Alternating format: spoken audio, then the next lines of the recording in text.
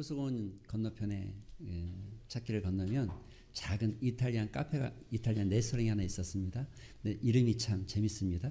이름이 해밍웨이. 가게 이름이 해밍웨이입니다. 그 안에 딱 들어가면 한쪽 벽에 A 전지 반 정도 되는 사이즈로 그림 하나가 해밍웨이의 얼굴이겠죠? 전 본 적이 없어서 그 사람이 그 사람일 거라고 생각하는데 그 옆에 이렇게 쓰여 있습니다. The place of inspiration. 영감의 장소. 딱 이렇게 쓰여 있어요. 영감의 장소. 그리고 그 밑에 제목이 이렇게 달려 있습니다. 일상이 전설이 되다.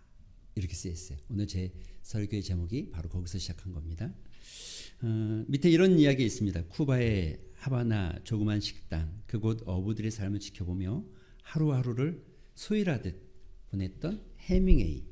그러한 소소한 일상이 노인과 바다라는 명작으로 빛을 발하게 되었다. 작은 일상이 위대해졌다는 거죠.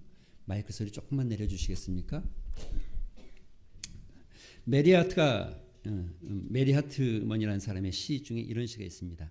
작은 것은 삶의 작은 것들로 이루어졌네. 삶은 작은 것들로 이루어졌네. 삶은 작은 것들로 이루어졌네.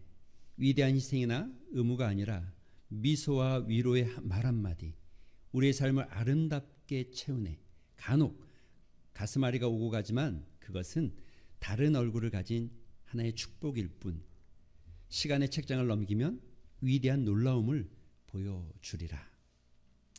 일상. 우리는 늘 네잎크로바를 찾지만 사실 세잎크로바의 그 의미가 여러분 뭔지 아시죠? 행복입니다. 네잎크로바의 꽃말은 행운이 있지만 세잎크로바는 행복입니다. 행복. 행운을 찾기는 하지만 행복을 찾지는 않는다. 일상. 믿음을 보여주는 것도 사실 거창한 것은 아닙니다. 좀 초라해 보이고 작아 보이고 별 볼 일 없는 일상 같아 보이지만 그 일상 속에서 사실은 우리 믿음이 드러나는 시간들입니다. 남편과 아이들을 직장에 보내고 분주하게 아침을 시작하는 아내의 모습, 그 안에서의 믿음의 모습, 모두가 나가고 남겨진 집에서 무료해 보이는 오후를 어떻게 보낼 것인가?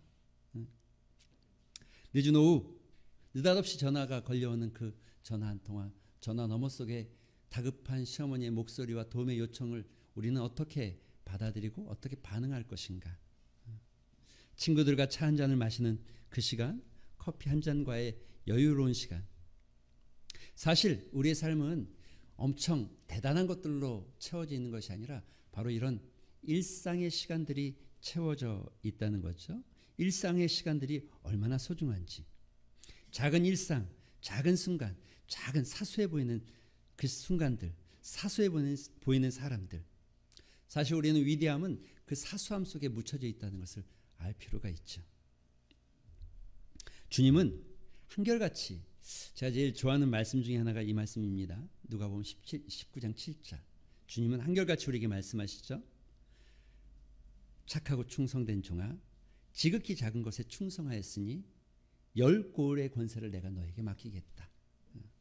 지극히 작은 것에 충성하였으니.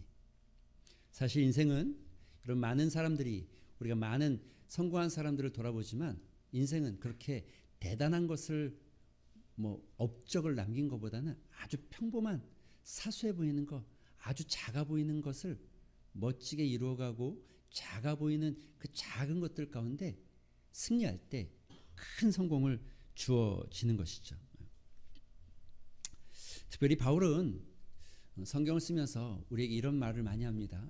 바울의 서신서를 살펴보면 여러분 군사라는 단어가 굉장히 많이 들어가 있습니다. 군사. 너희는 하나님의 군사, 또 너희는 영적 군사, 그리고 군사와 더불어서 전쟁, 너희는 영적 전쟁 중에 있다는 것을 바울은 여러 서신서에 수없이 많은 글 속에서 기록하고 있죠. 그렇습니다. 우리는 영적인 싸움이 있습니다. 영적인 전쟁 가운데 있고 우리가 영적인 싸움이 있다는 것을 잊어서는 안 됩니다. 다만 그 영적인 싸움이라는 것이 여러분 혹시 무슨 어떤 큰 소위 말해서 전쟁으로 말하면 탱크를 몰고 오고 뭐 비행기가 뜨고 막 이런 것처럼 영적으로도 뭔가 좀 뭐 굉장한 뭔가 좀 갑자기 하늘이 어두워지고 뭐 저쪽에서부터 까마귀가 쫙 날아오기 시작하고 비바람과 번개 파박 치기 시작하고 이런 싸움을 생각하진 않겠죠. 아무도. 그런데 우리는 막연하게 혹시 그런 거 아닐까 생각하지만 사실 바울이 쓰고 있는 영적인 전쟁은 바로 여러분의 일상의 삶 속에서 일어나는 모든 순간들을 말하고 있는 것이고 바로 여러분의 삶 속에서 만나고 있는 모든 사소해 보이는 삶 그것이 다 영적인 전쟁 속에 있다라는 이야기를 하는 것이죠. 마귀는 우리가 생각하는 사단은 영적인 이 존재 이 사단은 그렇게 어리숙하지 않습니다. 그렇게 바보스럽지 않습니다. 성경은 그를 이렇게 표현합니다. 우는 사자와 같이 두루 다니면서 또 이렇게도 표현합니다. 광명한 천사처럼 교묘히 위장하고 교묘히 마치 양의 탈을 쓴 모습으로 우리 앞에 다가오고 우리 일상에 아무도 알아볼 수 없도록 마치 첩자처럼 우리 안에서 활동하고 있는 거죠. 그래서 바울이 쓰는 책, 아니 성경의 여러 군데에서 이야기하는 또 다른 아주 중요한 단어와 동사가 있다면 깨어 있어라. 그냥 잠에서 자는 것이 아니라 깨어 있어. 일어나다는 거죠. 영적으로 일어나야 된다는 것을 말하고 있는 거죠. 여러분 오늘 여러분이 읽은 이 다니엘서 1장은 매우 중요한 이야기입니다. 성경이 보통 성경이 다 두갈식으로 두갈식 미갈식이 아니라 두갈식으로 쓰여진 경우가 많습니다. 두갈식으로 쓰여졌다는 것은 주제와 어떤 핵심을 앞에다 이야기하고 뒤에는 그것을 설명하듯이 또는 풀어가듯이 이렇게 쓰여진 경우가 많죠. 여러분 다니엘서 1장은요 다니엘 전체의 어떤 내용을 담고 있다고 어떤 핵심을 이야기한다고 해도 과언이 아닐 것입니다. 다니엘과 세 친구가 있던 그 시대는 굉장히 암울한 시대입니다. 우리가 이 다니엘과 세 친구의 이야기를 들으면 여러분 그들의 이야기를 들으면 아주 놀라운 이야기를 꿈꾸죠. 예를 들면 대단한 사자굴에 던져졌다든지 풀무불에 던져졌다든지 죽으면 죽으리라 그리 아니하실지라도 이런 위대한 이야기들을 우리가 알고 있고 듣고 있지만 사실은 다니엘은 아주 1장에서 아주 작고 미묘해 보이는 사소해 보이는 그것에서부터 다니엘의 믿음은 시작되어졌습니다. 이야기는 이렇습니다. 우리가 알고 있는 대로 그들이 살고 있는 시대는 굉장히 암울한 시대였습니다. 소위 말하는 바벨론이라는 거대한 제국이 그들의 나라 이스라엘을 침범했고 속국을 만들었습니다. 그런데 이 일이 여러분 단번에 땅 쳐가지고 끝난 게임이 아니었습니다. 집요하게 약 한 20년간 바벨론은 이스라엘 위에 있으면서 이스라엘을 괴롭히기 시작하고 조금씩 이스라엘을 침범하고 야금야금 그 나라를 갉아먹기 시작했습니다.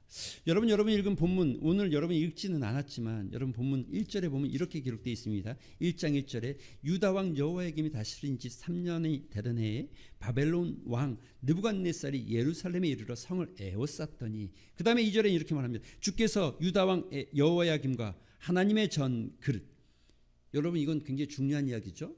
하나님의 전에 있는 그릇 이걸 성물이라고 말합니다. 하나님의 전에 있는 여러 가지 성물들을 가져갔다는 거예요. 가져갔는데 자기들의 부를 위해서 자기들의 어떤 소위 말하는 어떤 재물을 축적하기 위해서 이걸 가져가서 팔아먹기 위해서 가져간 것이 아닙니다. 그러게 어떻게 가져갔냐? 그들이 보니까 얼마를 그의 손에 넘김에 그것을 가지고 신할 땅 자기 신들 신전에 갖다 놓았다. 자기 신들 신전에 갖다 놓았다. 지금이랑 시대가 좀 다르죠. 그때는 여러분 나라와 나라가 싸운다는 건 그냥 민족 간의 싸움을 떠나서 신과 신의 싸움이고 이 전쟁에는 신이 꼭 등장하게 돼 있죠. 지금 바벨론은 너희가 섬기고 있는 신은 아무것도 아니라는 것을 간접적으로 지금 니네가 말하고 있는 여호와 하나님, 전능의 하나님, 창조주라고 말하는 그 신은 아무것도 아니라는 거죠. 보이지도 않는 신이고 의미도 없는 신이고 그가 무엇을 할 수 있겠냐라는 암묵적인 메시지를 담은 겁니다. 성전에 있는 그릇을 갖다가 자기들 신전에 있는 그릇 밑에다가 둔 거예요. 이건 굉장히 암묵적, 보이지 않지만 이건 영적인 전쟁이었던 거죠. 어마어마한 싸움이 아니라 바로 이 작은 것들, 별것 아닌 것 같아 보이지만, 그러나 그들은 그렇게 이스라엘을 좀먹기 시작합니다. 두 번째로 그들이 한 일은 이것입니다. 그들 가운데, 이스라엘 자녀들 가운데 아주 뛰어난 사람들을 택하기 시작했습니다. 4절에 보니까 이렇게 말합니다. 흠이 없고 용모가 아름답고 지혜롭고 통찰력이 있으며 지식에 통달하며 학문에 익숙하고 왕궁에 설만한 자, 가장 뛰어난, 이스라엘의 가장 뛰어난 다음 세대들을 택했습니다. 그리고 그 다음 세대들을 다 끌고 간 겁니다. 그래서 그들을 어떻게 합니까? 그들을 바벨론화 시키기 시작하는 겁니다. 바벨론화 시키기 시작합니다.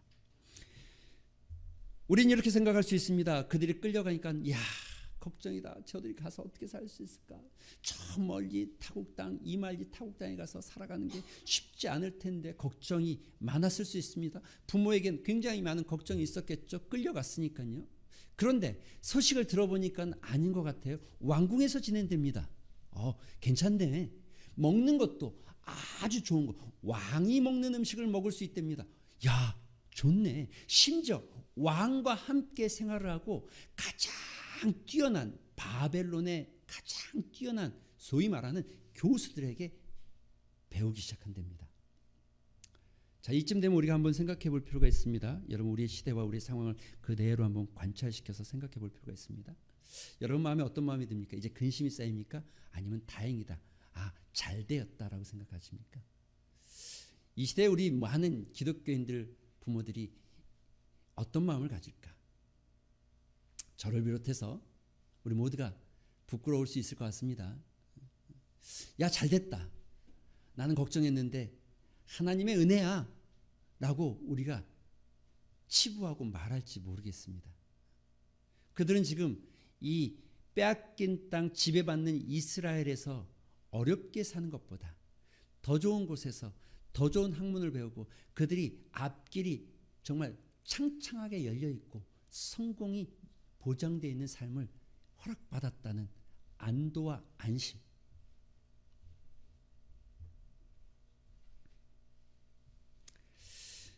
바벨론의 계략은 매우 치밀하고 매우 조직적이고 아주 작고 세밀한 곳에서부터, 여름이 되면 이 모기 한 마리가 그렇게 문을 닫고 방충망을 막아놓고 그렇게 해도 모기가 들어오더라고요. 심지어 10층, 20층이 됐는데도 모기가 들어오더라고요. 참 놀라운 일이에요. 모기, 얘네들은 어떻게 들어올 수 있을까? 그런데 0.2mm 틈만 있어도 모기는 그 틈으로 일개 사단이 들어올 수 있답니다. 일개 사단이 0.2mm 틈. 사단은 우리에게 포탄을 쏴거나 핵폭탄을 던져서 우리가 살고 있는 집을 무너뜨리려는 것이 아니라 0.2mm의 틈을 만들려고 하는 거죠. 아주 조직적이고 아주 치밀했습니다. 그들을 귀족처럼 대우했습니다. 그들이 잡혀왔지만 그들에게 자유가 허락되었고 왕궁에서 그들은 자유를 누릴 수 있었고 가장 좋은 옷과 가장 맛있는 것을 먹을 수 있었고 가장 정말 누가 봐도 좋은 인생을 산다고 말할 만큼 그들에게 사람들은 친절했습니다. 심지어 환관장 아스브나스에게 말하여 그들을 잘 돌보게 바벨론 왕 느부갓네살은 그렇게 말했습니다. 그들의 필요를 채워줬고 말할 수 없이 편했습니다. 그런데 치명적인 것은 그들에게 하나님이 없어지고 있다는 거죠. 다 좋은데, 다 잘 되고 있는데, 여러분, 바벨론의 느부갓네살 왕의 그 마음과 동기는 선한 것이 아닙니다. 그것은 좋은 것이 아닙니다. 그저 속국인 나라의 사람들을 길러다가 잘 세워보겠다라는 선한 마음이 아닙니다. 그 마음 안에는 바벨론화 시키겠다라는 무서운 계략이 숨겨져 있는 것뿐입니다. 이런 모습 우리가 어떻게 찾아볼 수 있습니까? 다니엘과 세 친구의 이름이 그렇습니다. 다니엘과 세 친구의 이름이 어떻습니까? 원래 다니엘과 세 친구의 이름은 이렇습니다. 다니엘의 이름이라는 뜻은 하나님의 심판자, 하나님은 심판자라는 뜻을 가지고 있습니다. 그리고 세 친구 사드락과 메삭과 아벳느고라고 우리가 알고 있지만 사실 그들의 이름은 하나냐는 하나님은 은혜로우시다라는 뜻을 가지고 있습니다. 미사엘은요, 누가 하나님 같은 분이 있을까? 이렇게 은혜롭고 이렇게 위대하신 분, 누가 하나님 같은 분이 있을까? 이 뜻의 의미가 담겨 있는 게 미사엘입니다. 또 아사랴는요, 아사랴, 하나님께서 우리의 삶을 도우시고 나를 도우신다, 우리를 도우신다, 은혜의 손길을 도우신다라고 고백되어져 있는 이름의 뜻이 아사랴입니다. 그런데 그들의 이름을 바꿉니다. 보이지 않게 너희들의 이름을 아나니아 바꾸기 시작합니다. 사드락과 메삭과 아벳느고로 바꾸었다는 거죠. 바꾸는 이유가 무엇입니까? 우리는 느끼지 못하지만 그들은 아주 미세하게 아주 사소한 일상을 파고들어서 우리로 하여금 하나님과 멀어지게 만드는, 그래 신앙이 없어도 살 수 있지 않을까? 믿음을 갖지 않아도 충분히 우리는 행복할 수 있지 않을까? 오히려 믿음을 갖는다는 게 좀 불편한 거 아니야? 지금도 괜찮잖아 라고 말하고 있다는 거죠. 여러분, 이런 모습은 이미 20세기, 21세기 서구 기독교 안에서 또 지금 우리나라 안에서도 저는 단연컨대 진행되고 있지 않나 라고 생각이 되어집니다. 많은 믿음의 사람들이 이제 한쪽 마음에 예배를 좀 안 드려도 괜찮지 않나? 믿음을 조금 안 가져도 내가 행복할 수 있지 않을까? 하나님 앞에 나가는 게 그렇게 중요할까? 어차피 하나님 나를 구원하실 것인데 라는 이런 적당한 타협과 일상에 하나님을 잊고 살아가는 삶의 현장들,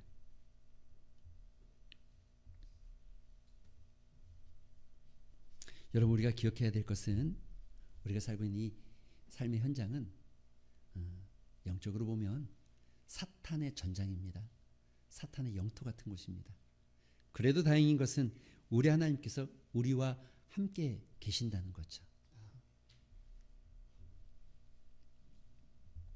이 미묘한 싸움 속에 다니엘은 작은 결단, 여러분 이 결단이 대단한 결단, 그렇게 어마어마한 결단, 우리는 그렇게 어마어마하게 말하고 있지만 사실 여러분이 읽진 않았지만 8절에 다니엘은 뜻을 정해서 왕의 음식과 그가 마시는 포도주 그 자기를 더럽히지 않겠다라고 고백하고 있습니다. 결단했다는 거죠. 다니엘은 아주 정중하고 또 단호한 방식으로 왕이 짜놓은 사단의 계략을 정중하게 믿음을 따라 거부하고 있는 거죠.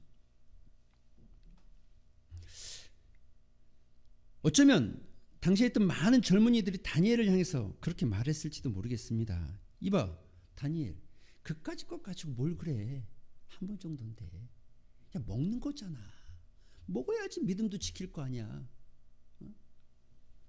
오히려 잘 먹고 힘을 내서 국가가 독립하는데 우리가 힘을 좀 보태는 건 어떨까? 라고 속삭이지 않았을까? 우선은 목숨을 유지하는 게 중요한 거야. 신앙보다 지금 먹는 거, 이거 먹었다고 하나님이 널 뭐라고 하시겠어? 그렇지만 다니엘은 용납되지 않았습니다. 왕의 식탁에서 나오는 것은 제의가 있었다. 소위 말하는 바벨론 왕국이 섬기고 있는 머독신이라는 제의, 그러니까 제사를 지내고 낳은 음식이었기 때문에 먹을 수 없었다는 거죠. 저항하기 시작했습니다. 그러나 그 저항이 굉장히 반항적이고 또는 투쟁적인 저항이 아니라 정중하고 그리고 사려 깊게, 그러나 단호하게 거절합니다.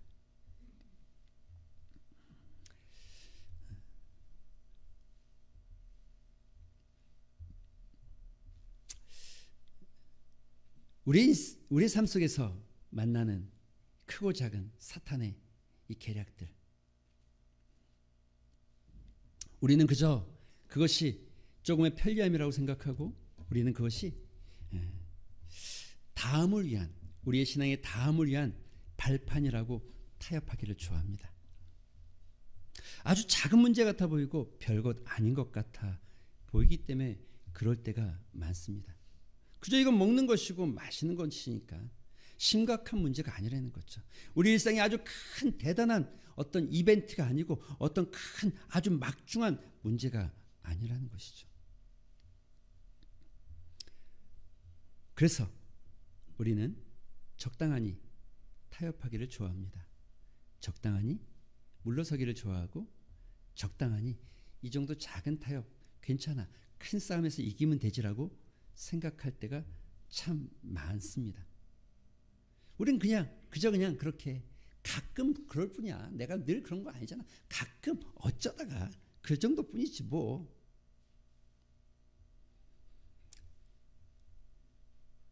그러나 여러분 기억하셔야 됩니다. 그 작은 틈이 벌어지면 모기에 사단이 들어옵니다.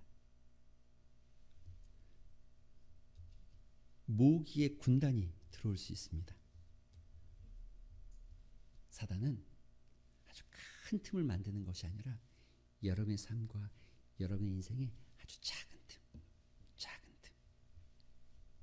다니엘은 결단하기 시작했습니다. 그 보잘것없어 보이고 사소해 보이고 일상의 삶 같지만 그 작은 일상의 삶에 타협하지 않기로 자기의 삶에 결단한 것입니다. 8절의 말씀은 그저 먹고 마시는 것이 아니라 일상의 삶에서 하나님께서 원하지 않는 믿음의 법칙이 아닌 것에 대해서 다니엘은 단호하게 결단한 것입니다. 주변의 사람들이 말리고 적당하니 타협의 손길을 내밀고 또 타협안을 제시했음에도 불구하고 다니엘은 나를 시험해 보세요. 괜찮습니다. 내가 이거 안 먹어도 괜찮습니다라고 단호하게 거부했다는 것이죠. 그런데 여러분, 그 다니엘의 이 작은 거부, 작은 결단, 보이지 않는 이 일상의 작은 사소한 이 결단의 끝이 어떻습니까? 여러분이 읽은 오늘 본문의 이야기는 이렇게 끝나는 겁니다. 17절부터 하나님이 이 네 소년에게 학문을 주시고 모든 서적을 깨닫게 하시고 지혜를 주셨으니 다니엘은 또 모든 환상과 꿈을 깨닫게 알게 되었다. 지혜를 주셨고 총명함을 주셨다는 거예요. 학문을 깨닫는 지혜를 주셨다는 거예요. 18절 왕의 말한 대로 그들을 불러들일 기한이 찼으므로 환관장이 그들을 느부갓네살 앞으로 데리고 가니 왕이 그들과 말하여 보매 무리 중에 다니엘과 하나냐와 미사엘과 아사라와 같은 자가 없으므로, 여기서 없다는 것은 여러분 없다는 것은 중요합니다. 그들이 왕의 진미를 먹지 않았음에도 불구하고 그들의 건강이 쟤들은 왜 안 먹었는데 저렇게 건강한 거야? 이런 지금 표현인 거죠. 그리고 20절 왕이 그들에게 모든 일을 묻는 중에 그 지혜와 총명이 온 나라 박수와 술객보다 10배나 나은 줄 알게 되었다. 믿음의 이 작은 결단, 나비의 날갯짓이 여러분 박수와 술객, 그 나라의 수많은 지도자, 지혜자보다 10배나 뛰어났다는 거예요. 심지어 오늘 마지막은 이렇게 기록되어 있죠. 다니엘은 고레스 왕 원년까지 있었다. 중요하죠. 시작은 누구로 시작합니까? 바벨론의 느부갓네살 왕입니다. 그런데 바벨론이라는 나라가 멸망당하고 메대 제국이 세워지죠. 메대 제국이 한 2년 정도, 메대와 바사는 그러니까는 왕의 친족 같은데 나중에 이 메대는 통합이 되어져서 우리가 페르시아라고 말하는 바사 제국의 왕의 이름이 고레스입니다. 그러니까 지금 바벨론 시대에서 나라가 없어지고 새로운 나라가 세워지고 새로운 왕조가 들어선 고레스, 바사의 고레스 시대까지 그는 있었다는 거예요.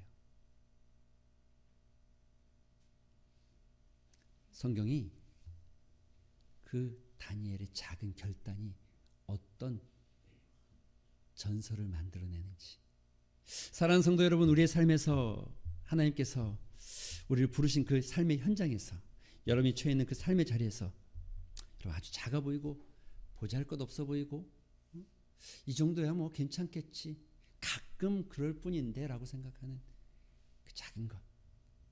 오늘 그 작은 것이 우리에게 부딪힌다고 할 때 여러분 믿음의 타협이 아니라 다니엘과 같은 사소한 작아 보이지만 결단의 역사가 일어나게 되길 소망합니다. 한 주간 그 믿음의 역사가 여러분이 신앙의 전설을 만들어가고 영웅을 만드는 여러분의 삶 되시기를 주님의 이름으로 축원드립니다. 우리 같이 말씀을 생각하면서 한번 기도하는 시간 같습니다. 기도하실 때에 하나님, 나로 하여금 사소해 보인다고 하여서 타협하지 않게 하여 주시옵소서.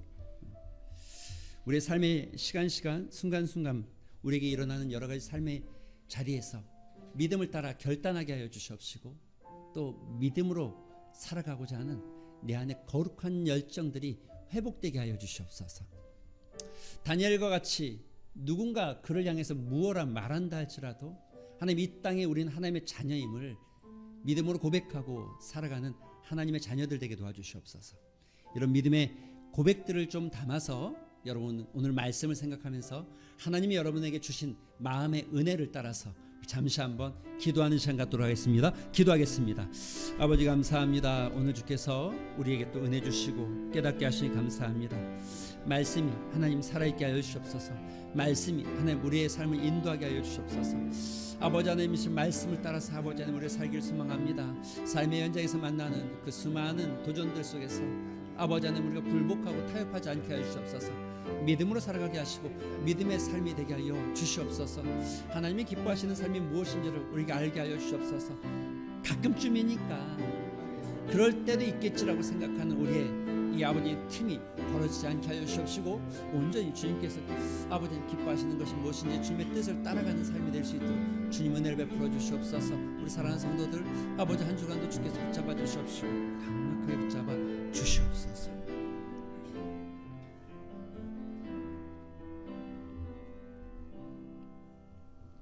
사소해 보인다고 작아 보인다고 일상에 반복되는 일이기 때문에 아무렇지 않게 생각하는 그 작은 것들 안에 사단은 교묘하고 아주 계획적으로 우리의 신앙을 공격하고 있다는 것을 주여 깨닫게 하여 주시옵소서. 아멘. 타협하는 것이 아니라 어쩌다 한 번이니까 가끔 그럴 뿐이잖아라고 우리 마음 안에서 말하고 있는 그 인간의 목소리에 귀 기울이는 것이 아니라 하나님의 말씀에 귀 기울이게 하여 주시옵시고 일상의 작은 순간순간들 믿음의 삶으로 살아가기를 결단하는 하나님의 백성들 되게 하여 주시옵소서. 예수님의 이름으로 기도합니다.